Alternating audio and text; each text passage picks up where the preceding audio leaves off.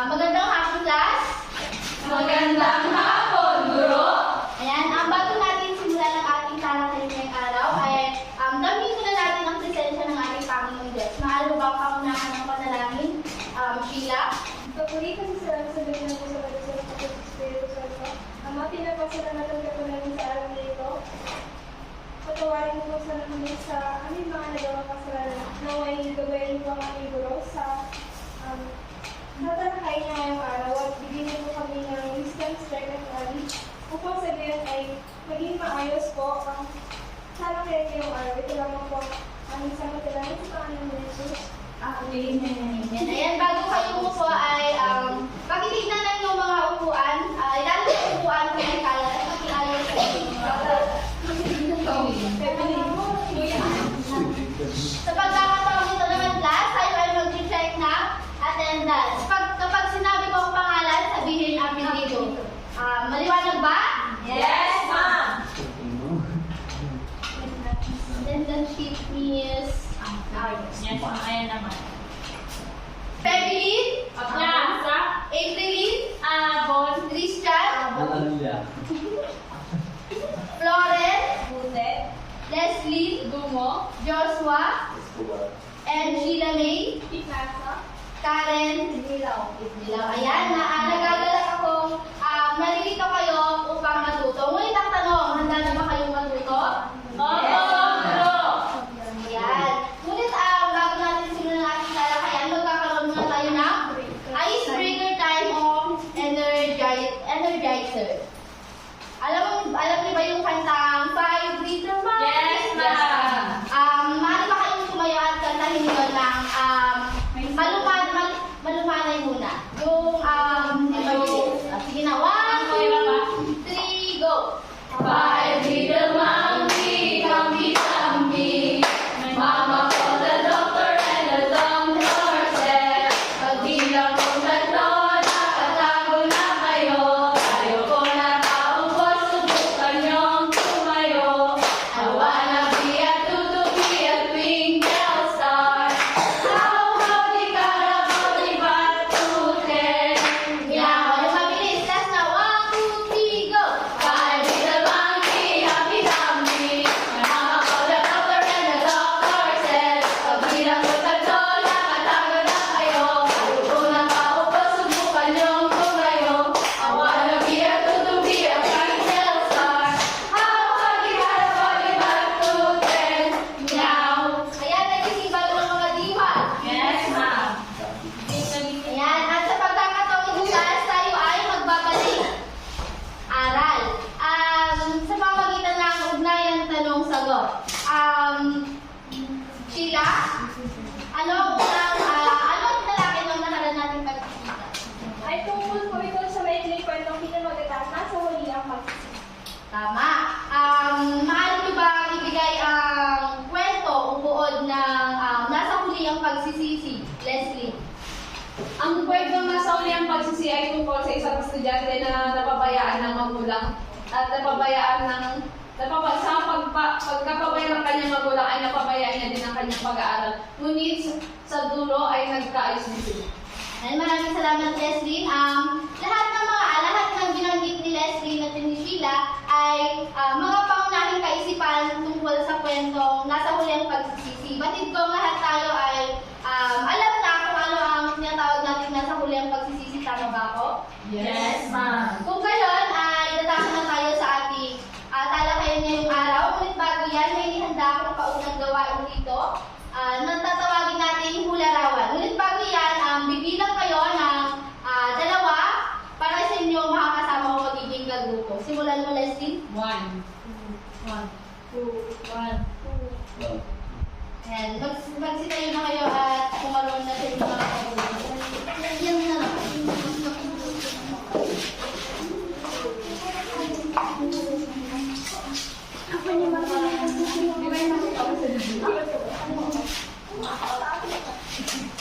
Yan, bibigyan ko kayo ng flag kung sino ang unang magtataas ng bandera ay sila ang unang sasagot. Ulit. 1, 2, 3. Oh! Isa. Ito kayo, isa.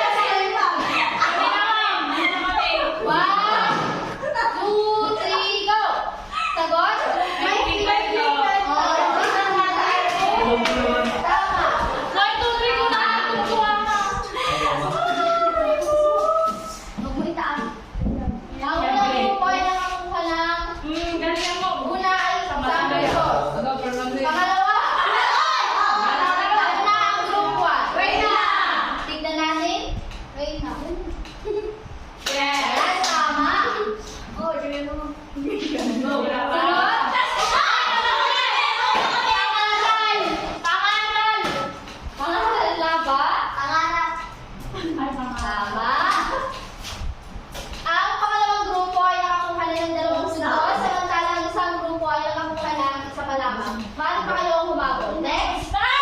Wala na!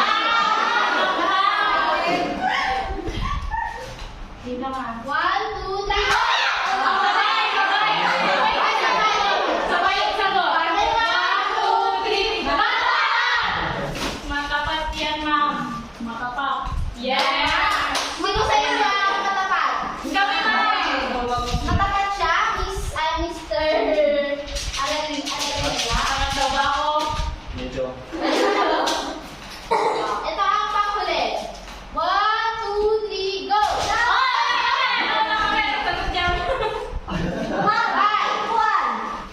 Ayan, still. Ay, nagbibilang na lang po kasi. Ayan, sige na, paano na kayo mo po? Ang kukulitin mo. Ayan, ang inyong ginawang gawain class ay may kaugnayan sa ating tatalakayin mamaya lamang. Ngunit bago yan, magkakaroon muli kayo ng isa pang gawain. Natatawagin natin word webbing with a twist. Wala yung space ng case. Pasensya na. Maaari mo ang basahin ng panungto sila.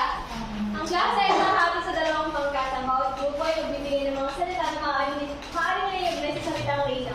Ang twist sa laro ay magagamitin ng mga salitang ibinigay, maaaring dagdagan ngunit hindi pwedeng bawasan. Upang bumuo ng definition ng isang pangungusap, ang bawat grupo ay magpe-present sa harap ng klase.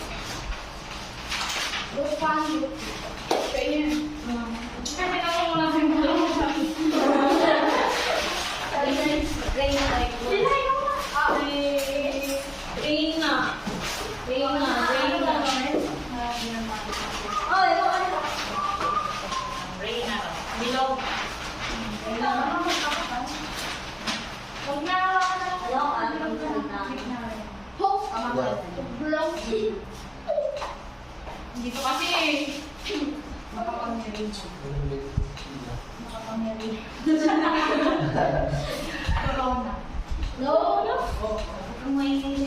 No. Walang kopyahan.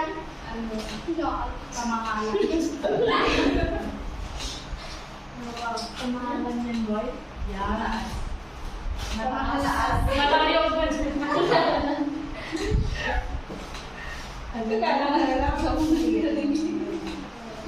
Alalahanin yung class na may quiz yan. Ang quiz sa laro ay gagamitin ng mga salitang ibinigay.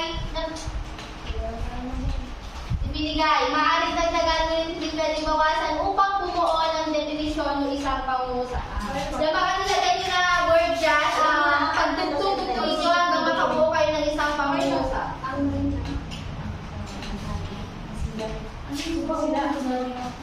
Asawa na.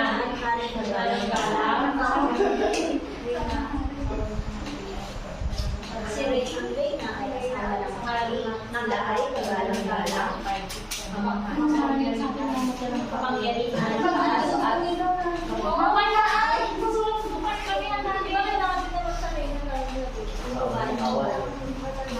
Tapos na ba? Gagawin kayo ng pan. Ayun na.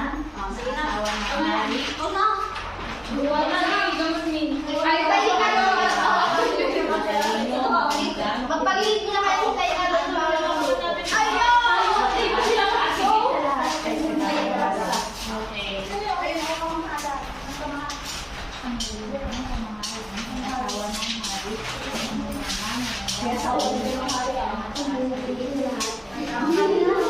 Ang unang pangalawang grupot, ang ating pakinggan ang representa ng unang grupo. Una po, Ang reyna ang asawa ng hari na sila ay kagalang-galang at makapangyarihan, mataas at ang kamahalan ng kaharian. ayan, lahat pa ng, last keep quiet. Lahat pa ng binanggit sa salitang Reyna ay Tugma. tugma. Yes, ma'am. Ayan, kung gano'n, edi ang gagaling nila. Yes. Buhay na naman natin ang pangalawang grupo. Wala, makikita na hinalik-halikan niyo ba? Polo! Balikan. Ay, makinig, class. Saan pa rin na parang sa inyo?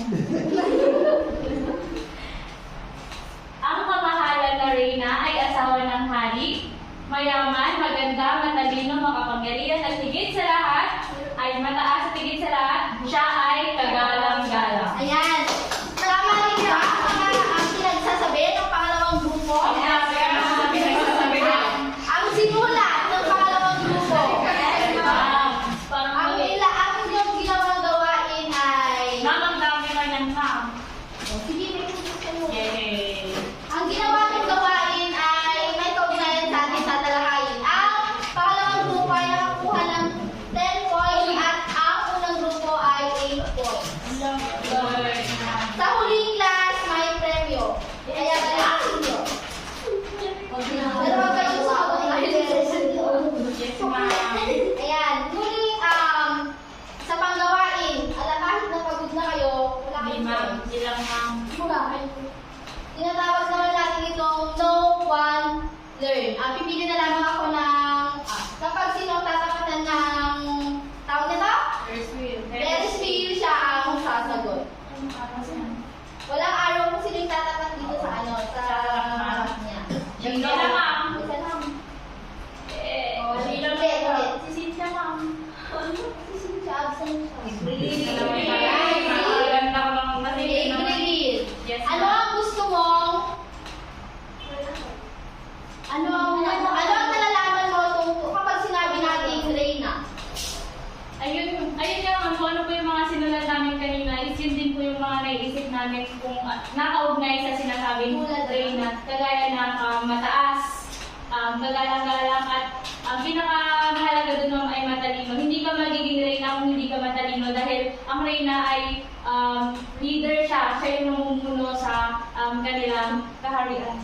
Palakpakan naman natin si April. Next naman. Next, si Lauren. Lauren! Ikaw yan. Hindi mo ba nakikilala yung sarili? Ano naman ang gusto mong malaman tungkol sa kwentong tatalakayin natin? Gusto kong malaman ang mga aral na magpupulot sa kwento ang mga tauhan dito. Yan, palakpakan din natin sa taas. At yung learn pala mamaya na pagkatapos ng talakayan. Handa na ba makinig ang lahat? Yes, ma'am! Kung handa na, makinig ng mabuti, tandaan natin ang mga alituntunin na nasa gilid.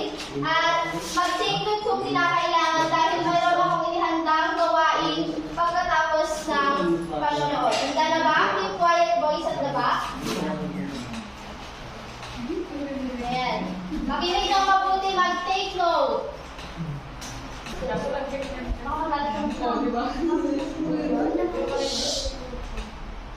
Ang ingay nila ko. Kaya nga. Yes, please, ma'am. So, I agree. Masarap ako ng mga isip. Sige. Kung sino ang kaingay na grupo, mababawasan ng score. Si Forrest. Score pa tayo na maingay. Kailan ba sa lima ko ba?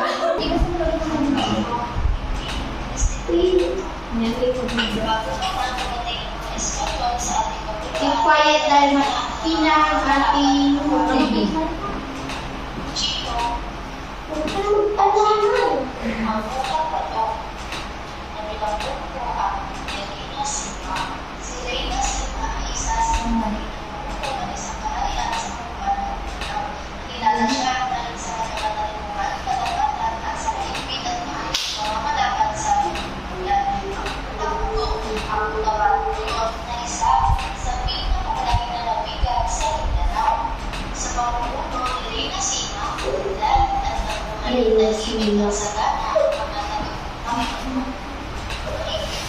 Mahimik.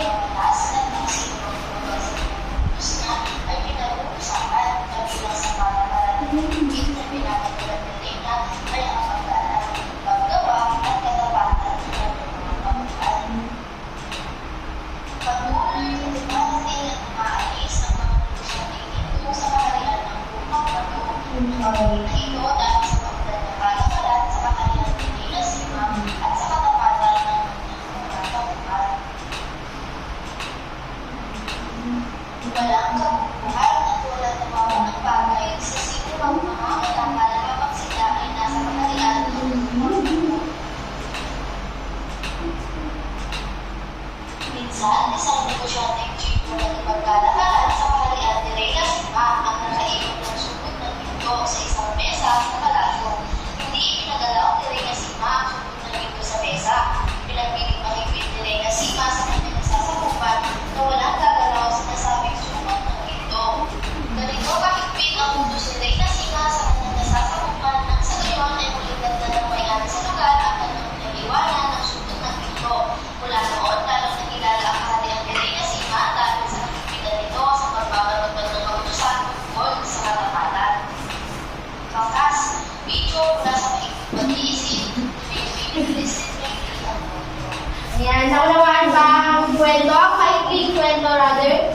Yes, ma'am.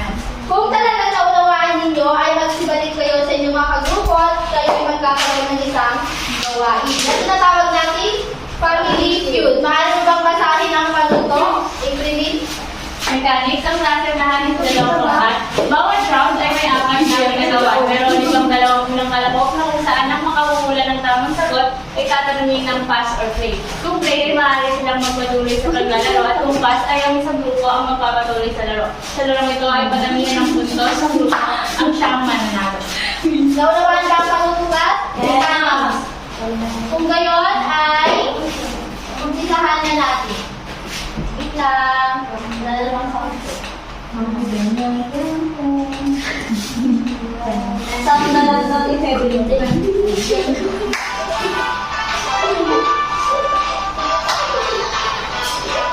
Mahuli.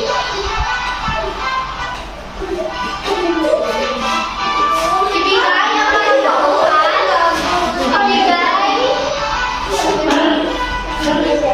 Anong isa? Oh, very Olga. Wala silang nagagawa. Ibigay ng mga tauhan sa kwento ang Reynang Katapat. Unang grupo.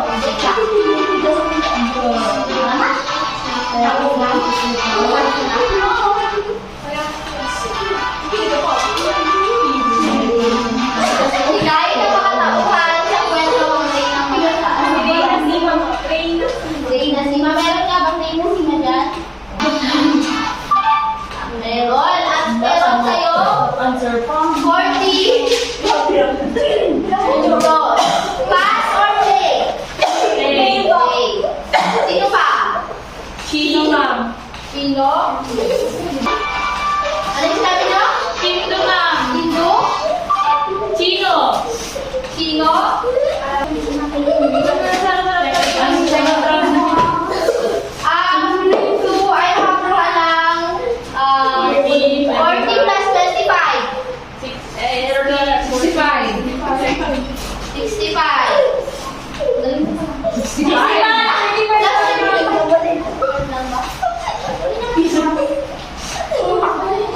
Chino, ma'am. Last Lang. natin. Ayan, natapos na natin ang isa pang gawain. Ngunit, may inihanda muli ako ito. At tatawagin naman natin ito, pagtatanghal sa entablado. Maaari bang basahin ang panuto, Karen? Ang klase ay mahagi sa dalawang pangkat. Ang bawat grupo ay magsasagawa ng maikling dula-dulaan na may kaugnayan sa pag-uugali ng mga tauhan sa nasabing kwento na kung saan kanila ito itatanghal sa entablado. Ayan, bumalik na sa dati ng mga kagrupo. Meron lamang kayo 3 minutes na pag-uusap, pag-brainstorm kung ano yung mga gagawin ninyo.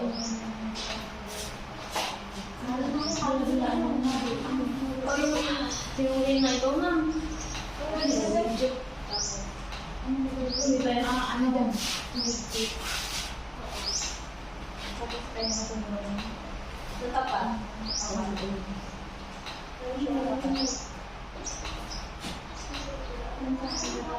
Kung kasi iipa na lang natin ang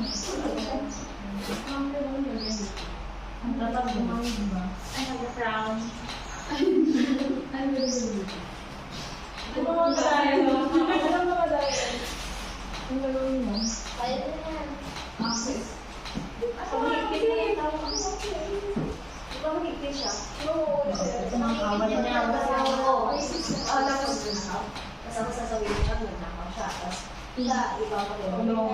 Ako yung Reyna. Ikaw. Oo, tapos susunod.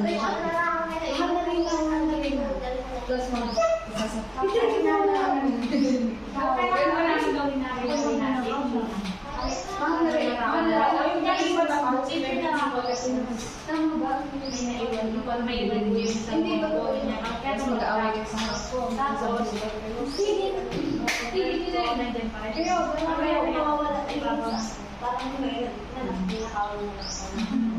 Alahas. Pag bumalik Paano ako, ba? ano yun yung mamaya? Ay, ito na. Tapos, Hindi wala. Ay,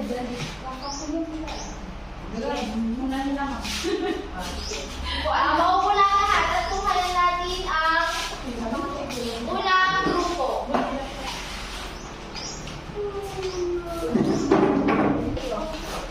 Bakit?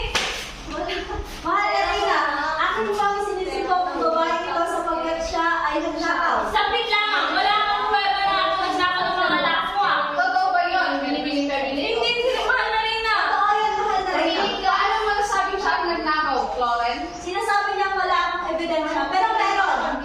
Kung ano pa kumain mo na meron kang ebidensya. Kahit kaktapan mo ako! Wala! Sigurado ka ba? Kakakumandaran kita. Ito, ano to? Isang ebidensya to. Ito ang aking parcelas. Ano to? Anong ibig sabihin nito, Evelyn? Mahal na rin na matawad dahil kailangan ng aking kapatid upang isang latong alahas na po. Evelyn, ang iyong ginawa ay kalapastanganan sa ating kautusan. Ang iyong rason ay hindi sapat upang gawin mo ang kasalanan ng iyong ginawa. Patawad mo na rin na! Patawad! Hindi ko pa makukuha sa kapatawaran, Evelyn. Ang iyong ginawa ay hindi sapat na rason. Florence, dalhin mo ito sa aking kulungan. Mahal na rin Siya ay makakay sa ating ngayon. Mahal na rin! Halika na. Ayan, paano na kayo kuha dito sa harapan? At sabihin nito ang aral na mapupulot sa inyong ginawang class passage. Makinig po. Mabuti tayong lahat. Ang aral na mapupulot natin sa ibinahagi naming dula-dulaan ay sundin natin kung ano ang nasa batas at kailangan nating magsunigang at huwag tayong lumapit sa patadili. Palakpakan naman natin sa class.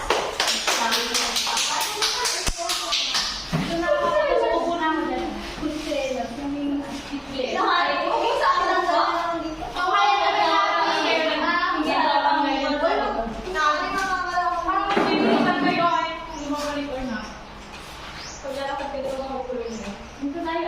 tunghayan natin ang pangalawang grupo.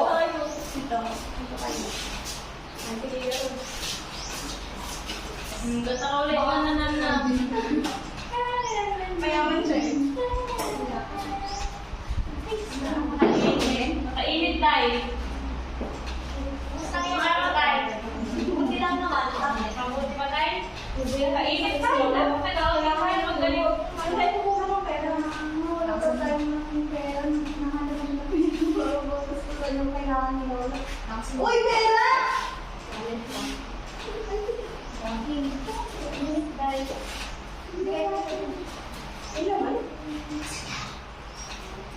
Kaya talaga nga.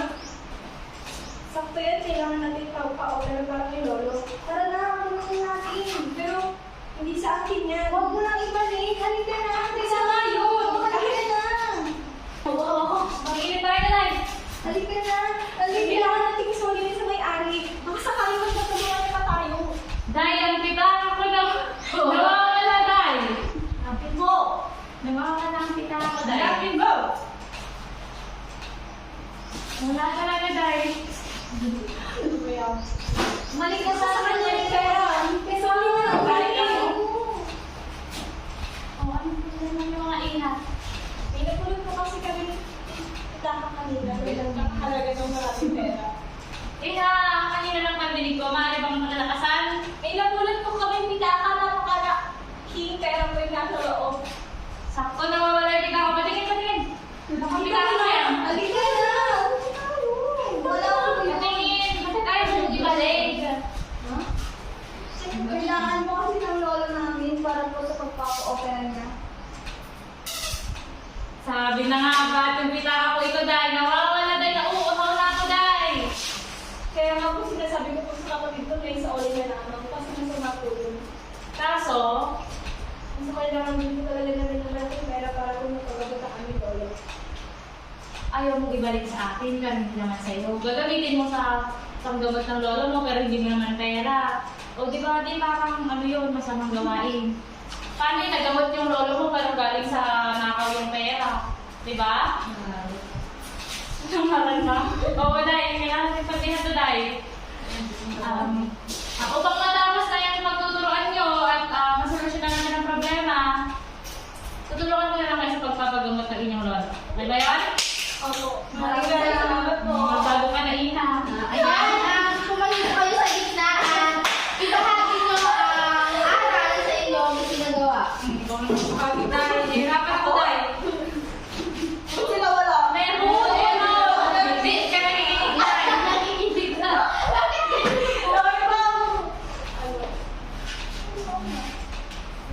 Sa naging dala-dalaan namin yung ipinisin tayo, nagpapakita yun ng katapatan ng isang tao na kung hindi mo pag-aari ang isang bagay ay huwag mo itong angkinin para sa sarili mo lamang na kagustuhan, kundi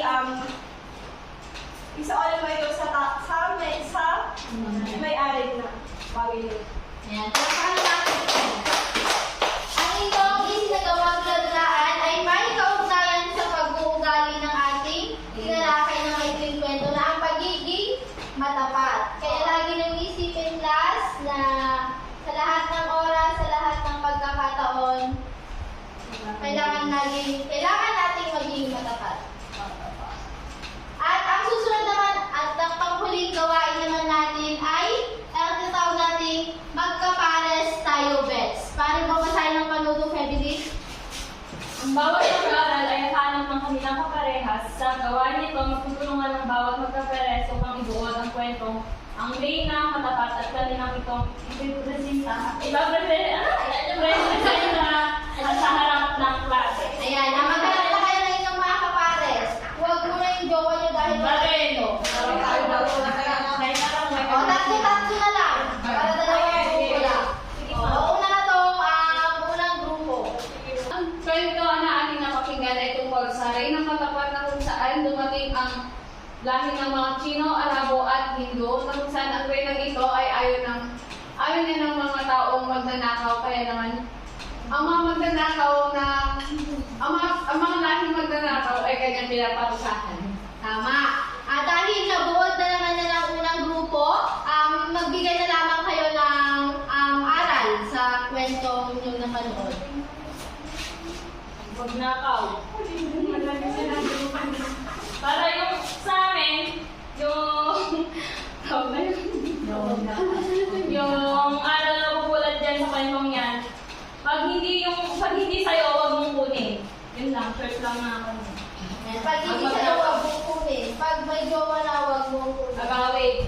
Sino yung ganyan? Huwag kang kumabit. Sorry po. Ayan, isang tanong na lang. Kung kayo si Reyna Sima, gagayahin niyo ba siya? Yes. Yes, ma'am. Yes, dahil ang katangian ni Reyna Sima ay pagiging matapat. Bakit Yes. sino ba sa atin ang hindi gustong maging matapat? Karen, ma'am. Karen, bakit Karen? Ay, hindi ma'am pala. Bakit? Sinasikot, ma'am. Masyado siya mahigpit yung, kunyari, ay halimbawa, yung nagkasala sa kanya yung mapakain niya na agad sa may leon. Dapat hindi ganun, ma'am. Dapat may ganyan ng second chance yung tao kasi may chance baka malay mo, may chance bago. Diba? The love is sweeter, the second chance are not. Uy! May sinasabi na sila? Okay na. It depends sa tao kung gagayahin niya si Reyna Sima. Nasa sa inyo naman yun eh. Wala naman sa akin. Ayan. Para sa inyong quiz, maglabas kayo ng maikling papel. Minsan ko lang babasahin ang tanong.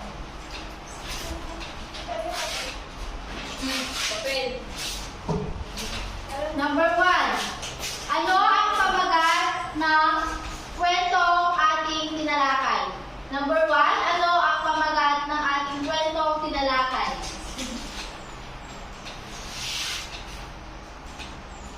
Pangalawa. Sino ang namumuno bilang reyna sa isang palasyo sa kwentong ating tinalakay? Pangalawa, sino ang namumuno reyna sa palasyo sa ating kwentong tinalakay? Pangatlo, 3 to 5. Ibigay ang mga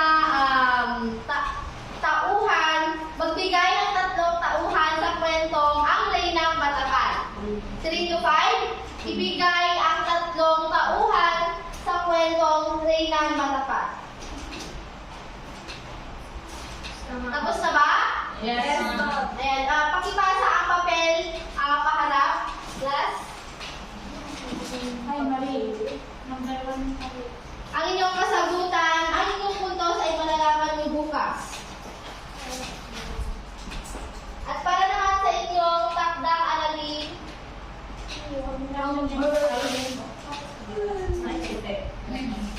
ayan, maaari mo basahin, Flores? Magsaliksik ng isang maikling kwento at sagutin ang mga gabay na tanong. Sino-sino ang mga tauhan sa kwento? Ano ang mga pag-uugaling meron ng pangunahing tauhan sa kwento?